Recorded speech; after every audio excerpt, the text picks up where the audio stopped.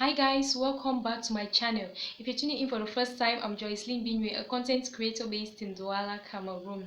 And today guys is the second day of our Cameroonian mommy vlogger 7 days content challenge. And I'll be bringing to you guys some easy parenting tips for working moms. That's tips that will make your life easier as a full-time working mom.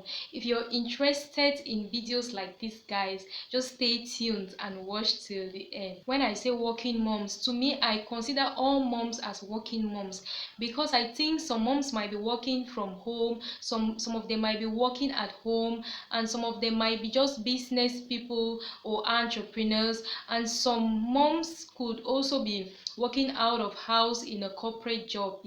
So when I mean working moms, I mean almost all moms are working moms. So if you're a mom and finding ways to blend your work life and family life, just stay tuned.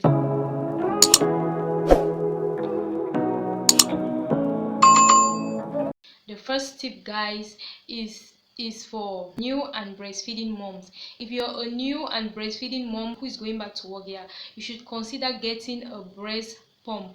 It is very essential guys, because it will help you to express milk and keep for the baby while you're away at work. At least that way you know that the baby still has breast milk to feed on. And you could also consider adding formula to the breast milk, but we know that breast milk is very essential and has a very important role to play in our baby's So please, if you're a working mom, you need to consider getting a breast pump. You can either get the manual breast pump, or you get the electric breast pump. All of them still perform the same job. And we move to the second tip guys, which says that we should get help.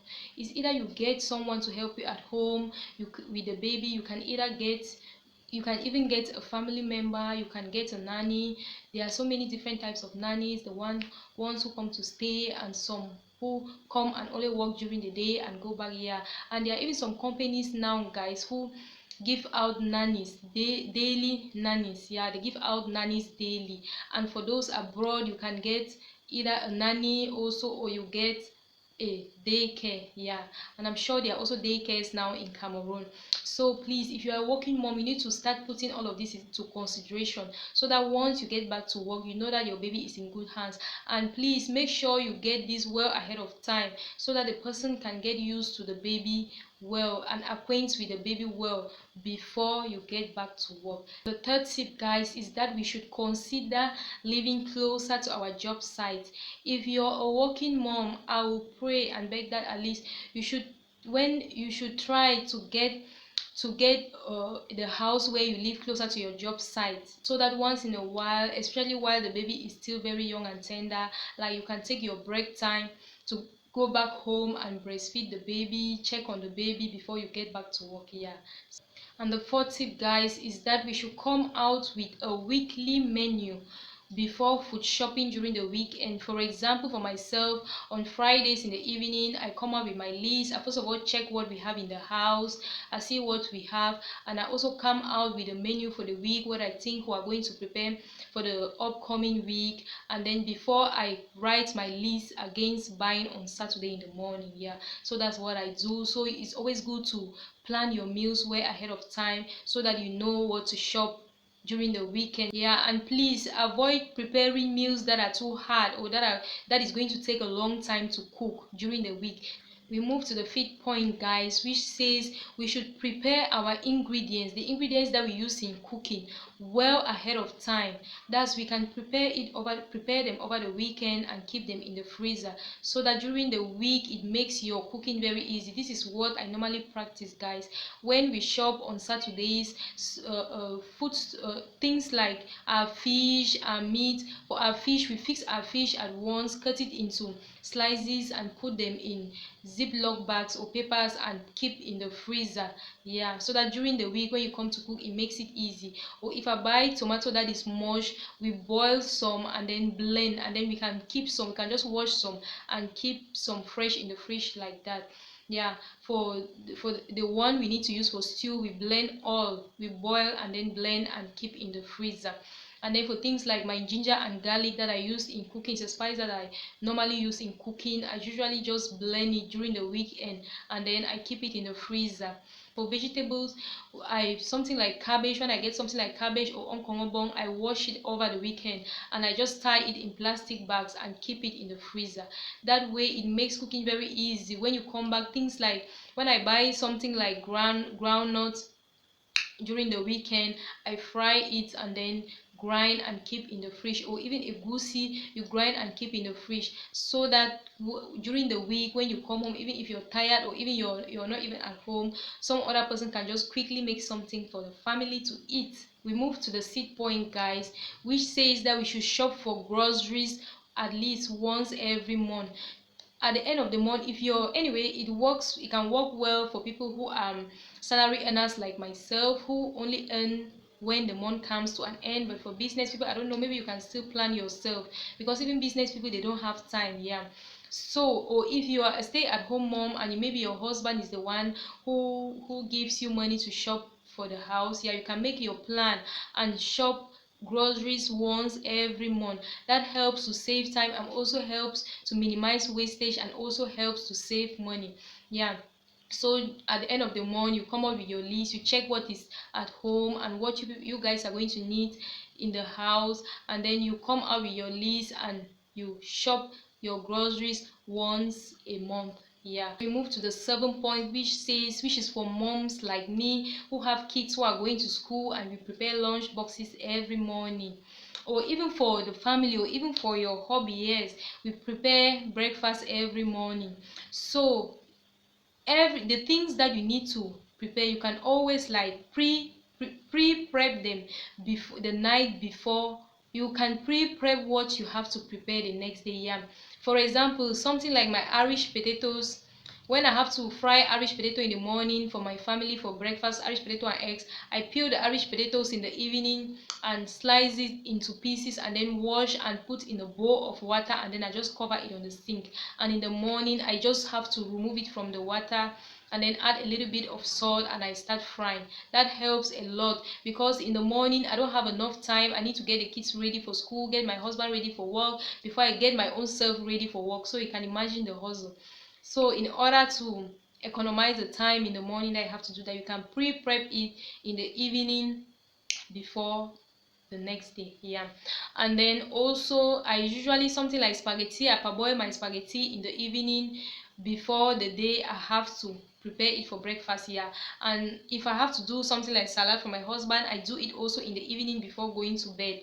And also something like dodo, I peel my half ripe plantain in the evening and slice it into pieces and keep in the fridge, so in the morning I just have to fry and go.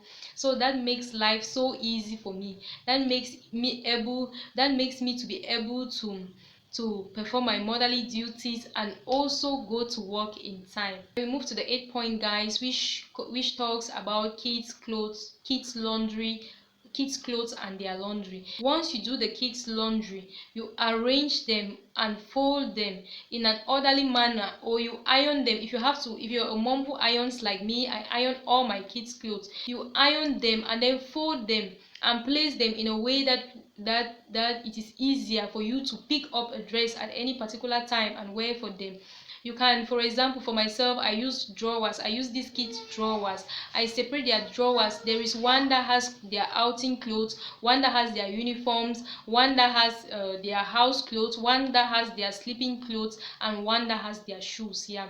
So if you separate it like this, it makes it very easy. Even when you're not around, anybody can pick up a particular dress and wear for the child at a particular time, depending on the occasion and depending on whether the child is going out or the child is going to school. You just pick. And when we iron something like things like their socks that they wear to school, you know how it is hard to find the size of kids socks, guys. So when we wash and iron, we put them together. Yeah, we put them we put each pair together. So once you pick this pair, you know that it already has the two sides that you're going to wear.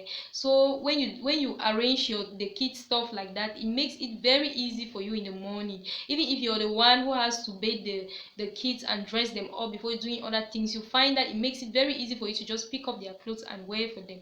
Don't wait until the morning that the kid has to go to school, you start ironing that morning, or you start looking for socks. That's going to waste a lot of time. So we move to the ninth point, guys, which says that if you're a working mom, in fact if you're a working parent, and you don't have enough time to help your kids with their school work, or maybe you come home tired every day like myself, and you're not able to help the kids with their school work, it's better you get a home teacher if the children really need it. Let me say, for example, for nursery school kids, we don't need to stress their brains a lot, but when they have started reaching from primary one and going upwards, we need to get a home teacher for them if we will not be available to help to assist them with their schoolwork, because yeah, the kids need assistance with their schoolwork. Then another thing, if apart aside from getting a home teacher, you can also get some very educative videos for the children to watch during their relaxation times.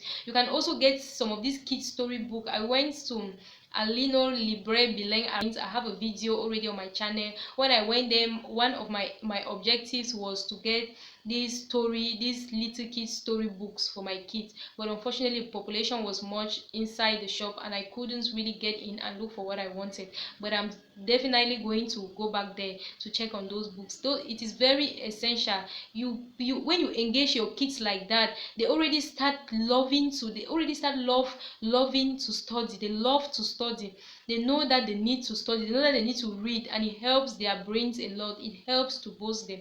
Yeah, so as parents, nobody knows a lot. No, we are just here to encourage each other to get better. We move to the last point, which is the 10th point, guys. This is one of my sweetest points, which says that you can also order for food once in a while. If you know that you get home too tired, why are you working? You are not working to be suffering, my sister. Problems in this life will never get finished. Problem will always dey. Problem will always dey. We cannot kill ourselves. You're not working to suffer. No. When you're too tired, at least once in a while, but we are not saying that you do this every day. Once in a while, we can order food from outside. We can buy food from the restaurant and eat and just take a rest and just enjoy it and just enjoy the time with family. Yeah, instead of getting stressed out. When you're already stressed out from work, you're already tired from work, you can just order something and the family will eat from that and dine together, spend time together, spend quality time together. Yeah, I hope these tips will go a long way to enlighten other people, and I hope you guys have learned one or two new things from my video, guys. And remember that all these videos we are uploading these days are collaborations with other Cameroonian mommy vloggers. That's Kenna Kea, Juditha's Journey, Barbara's Reality, Dede Mom, and Violet Yafi. Please, I'm going to leave the link to their channels in the description box, so that once you finish watching my video, you can just head on to their channels. Let's learn something new, guys. That's why we are on the streets of YouTube, to learn something new and also share what we have learned. Yeah, so thank you so much for watching, and if you haven't yet subscribed up to this point, please, my sister, my brother, what are you people still waiting for? Go ahead and support your sister. It doesn't cost anything. It is very free. Just hit that subscription button down there and turn on your notification bell, so that once any new video comes in, you quickly get the notification and you watch. Thank you so much, and see you guys in my next one. Bye bye.